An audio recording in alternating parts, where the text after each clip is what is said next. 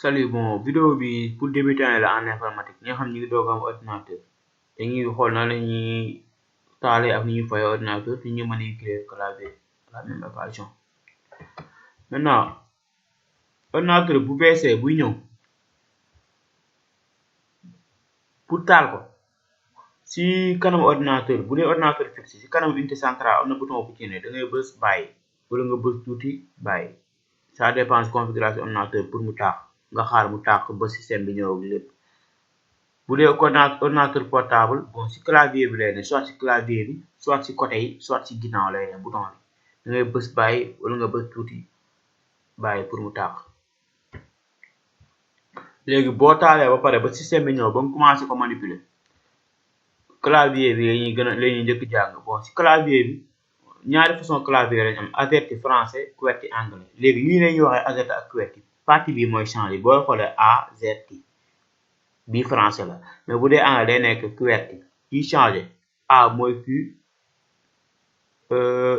Z ak W je crois yi ñooy changé mooy seen changement pour QWERTY mais bii clavier anglais la français c'est la même chose presque quelques légers changements rek la am. léegi li ñuy njëkk gis mooy les caractères spéciaux mooy partie rouge bi moom la ñuy wax les caractères spéciaux moo am arobase boo bëggee arobase caractère spéciaux bi nekkee gauche alt la mais bu nekkee droite alt gr la boo bëggee arobase da ngay téye bii alt gr yenn saa day ànd ak gr yenn saa alt kese lañ ciy def da nga koy téye ba 0 bi pour mu jox la arobase da nga koy téye ba pare ak sa benn baaraam wala sa ñaari wala sa beneen loxo baaraam loxo bi nga bës 0 pour mu jox la arobase. partie bi mooy les lettres léegi lettres bi par défaut kii lay nekk nu mu tudd minuscule lay nekk a boo bësee a minuscule la lay jox boo bëggee am majuscule soo bësee caps lock yëpp saa yi kii lay nekk nu mu tudd benn loke lañ ciy def benn canard du moins canard lañ ciy def boo bësee da nga koy bës bàyyi mu activé wu soo bësee lii dootu la jox a minuscule mais a majuscule la lay jox soo ko bësaatee mu dañ. bu dee shift da ngay téye shift il faut nga téye ko da nga koy téye bës a mu jox la majuscule boo bàyyee mu jox la minuscule. partie bi mooy les chiffres moom moo nekk suñu ordinateur moo nekk suñu yenn ordinateur ak suñu téléphone yi mooy les chiffres division multiplication soustraction addition entrée égal mu ngi fii moom si caractère alphanumérique bi spéciaux yi la bokk et égal ak yooyu yëpp fii la ñuy ne côté bi égal ak plus yëpp fii la ne. ñu ngi waat fii tamit am na classe bépp égal am yoon même égal mais égal bi fii lay ne ngeen ko gis pour am deuxième fonction égale da ngay téye shift bës ko mu jox la wala nga def alt gr bës ko mu jox la ça dépend. léegi entrée bi moo ñuy permettre ñu dem à la ligne soo bindee par exemple Sidi va à l'école boo bëggee dem à la ligne da ngay bës entrée mu yóbbu la à la ligne entrée pour loolu mu la yóbbu la à la ligne. léegi espace soo bësee Sidi da nga def espace va espace a espace l'école espace bi loolu lay gérer pour espacer les mots. univers par exemple nga def espace def polyglotte def espace def éducation def espace bi loolu lay gérer. yaa aussi bii waxoon nañ ko léegi caps lock mooy verrouillage majuscule boo ko bësee da nga koy bës bàyyi mu activé wu boo bësaatee bàyyi mu désactivé wu. léegi tant que mi ngi activé wu majuscule la lay jox su activé wul minuscule lay ne. shift da nga koy bës téye tant que yaa ngi koy téye day nekk majuscule soo ko bàyyi bu nekk minuscule. shift day nekk ci côté gauche nekk ci côté droite ci ordinateur clavier yu bari. touche échappe day annuler benn action par exemple yenn saa yi di nga liggéey ba ci yàgg am benn affaire bu affiché benn fenêtre wala navigateur bu affiché boo bësee échappe da koy fermer da koy annuler wala mu fermer ko.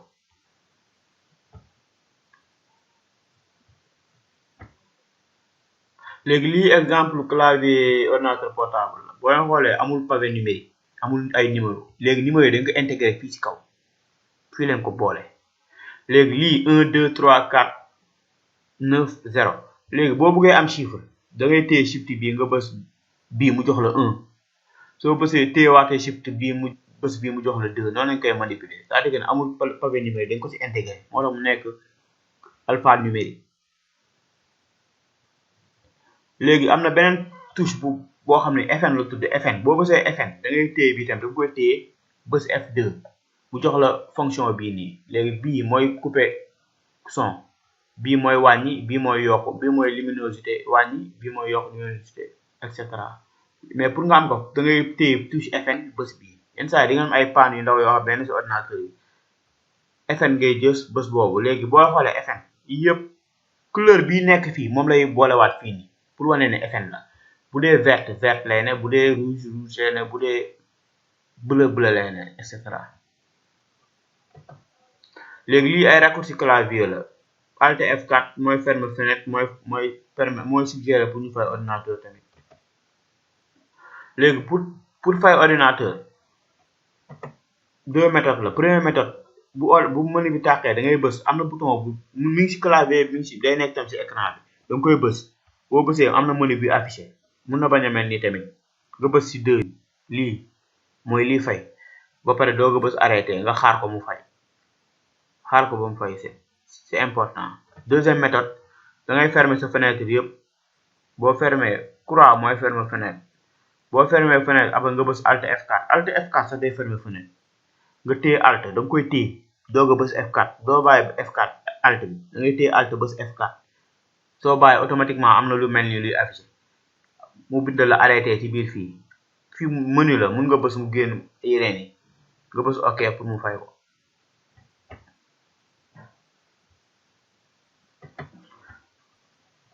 Bon, je crois que fii la ñuy mën a yem. Merci de votre compréhension.